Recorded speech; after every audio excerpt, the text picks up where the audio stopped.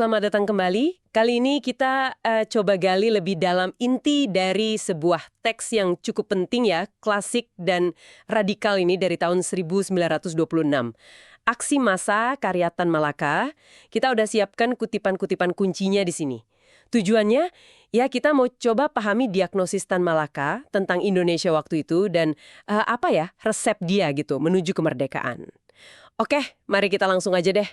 Argumen pembuka Tan Malaka ini lumayan menusuk ya. Indonesia itu katanya mata rantai terlemah dalam penjajahan timur oleh barat. Kenapa spesifik begitu ya? Apa sih yang bikin Indonesia unik di mata dia? Nah, ini dia nih. Salah satu inti analisisnya yang menarik. Jadi, Tan Malaka itu melihat imperialisme Belanda itu agak beda, lebih kuno katanya. Dan yang paling krusial nih, Belanda itu nggak berhasil atau mungkin sengaja ya, nggak menciptakan atau bersekutu sama kelas burjuisi lokal yang kuat. Justru modal Bumi Putra itu dihancurkan. Oh gitu ya, jadi sengaja dimatikan potensinya. Iya, bisa dibilang begitu. Nah, ini penting banget karena tanpa kelas menengah lokal ini, yang mungkin bisa jadi jembatan gitu ya, Tan Malaka simpulkan, jalan kompromi atau parlementer buat merdeka itu ilusi, nggak mungkin. Tertutup rapat pintunya. Oke, jadi kalau pintu negosiasi, pintu parlemen itu dikunci rapat, terus jalannya apa dong? Kan Tan Malaka mendorong aksi politik yang revolusioner. Kedengarannya wow, intens banget ya. Apa sih sebetulnya makna revolusi buat dia waktu itu? Gini, buat dia, revolusi itu bukan sekedar ide atau pilihan strategi aja. Di bab 1 buku itu, dia lihatnya sebagai konsekuensi logis. Bahkan kayaknya nggak terhindarkan gitu dari pertentangan kelas yang udah parah banget. Tujuannya ya jelas, rebut kekuasaan politik dan ekonomi dari tangan penjajah. Dan ya, dia nggak ragu nyebut kekerasan sebagai alatnya. Kekerasan ya? Tapi penting nih dipahami ini bukan sekedar kekerasan membabi buta ya. Revolusi itu dia lihat sebagai, kekuatan sejarah yang memang perlu untuk dobrak tatanan lama yang busuk itu dan menciptakan yang baru. Ingat kan kutipannya?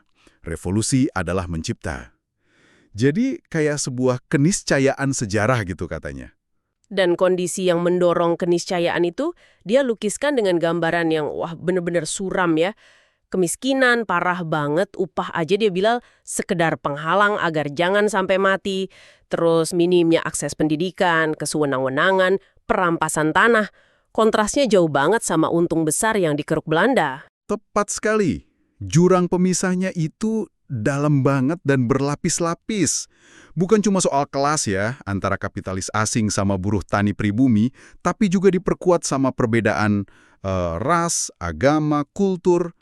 Ketiadaan burjuasi nasional yang signifikan ini, nah menurut Tan Malaka, ini yang bikin posisi Indonesia tuh beda banget misalnya sama India di bawah Inggris waktu itu.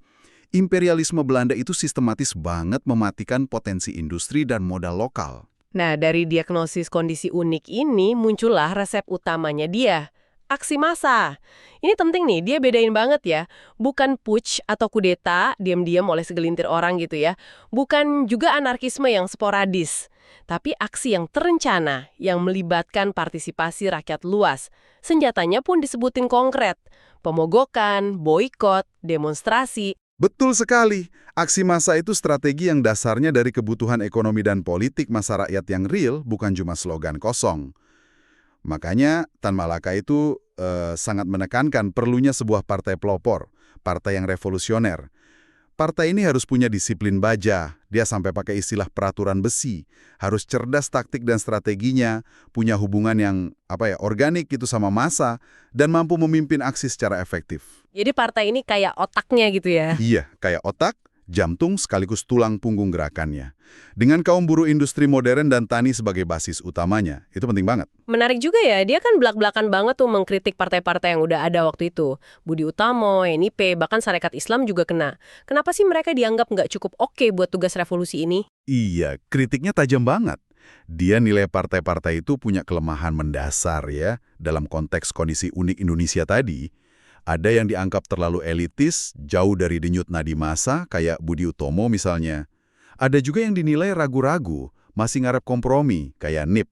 Sarekat Islam, meskipun basis masanya gede banget ya, kepemimpinannya dianggap kurang punya pemahaman kelas yang tajam dan strategi revolusioner yang pas, gitu kira-kira.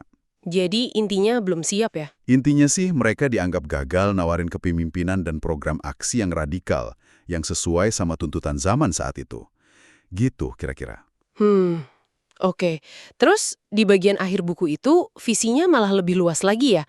Bukan cuma Hindia Belanda, tapi dia ngomongin gagasan Federasi Republik Indonesia yang mencakup Malaya dan Filipina juga. Plus ada seruan kuat buat ninggalin mentalitas feodal, tahayul, terus pakai cara pikir rasional ala barat. Nah iya, gagasan federasi itu nunjukin wawasan geopolitiknya dia. Pentingnya solidaritas regional buat lawan imperialisme bareng-bareng. Terus seruan buat modernisasi pemikiran itu juga wah. Itu krusial banget. Buat dia, merdeka itu bukan cuma ganti bendera aja. Perlu transformasi mental, perlu kuasai ilmu pengetahuan teknologi modern supaya bangsa ini bisa benar-benar bangkit dan mandiri. Bukan sekedar ganti penguasa doang. Jadi kalau kita coba tarik benang merahnya nih, ya inti dari aksi massa ini apa ya menurut Anda? Kayaknya buku ini tuh argumen yang kuat banget ya, bahwa penjajahan Belanda yang khas di Indonesia, yang menghancurkan kelas menengah lokal, itu secara otomatis nutup jalan damai. Jadi bagi Tan Malaka di tahun 1926 itu, satu-satunya pilihan yang realistis ya revolusi total. Yang motornya kaum buruh dan tani, dipimpin partai yang disiplin, pakai taktik aksi massa sebagai senjatanya, diagnosis dan resep yang sangat spesifik buat masanya dia ya. Betul. Dan sebagai pemantik pemikiran, buat Anda yang mendengarkan, mungkin ini satu pertanyaan ya. Meskipun lahir dari konteks antikolonial Indonesia, hampir seabad yang lalu, seberapa jauh sih kerangka analisis Tan Malaka ini soal hubungan antara struktur ekonomi, kekuasaan politik, konflik kelas, dan strategi mobilisasi massa masih bisa bantu kita gitu, buat baca dinamika perebutan kekuasaan dan perubahan sosial di berbagai tempat di dunia sekarang ini.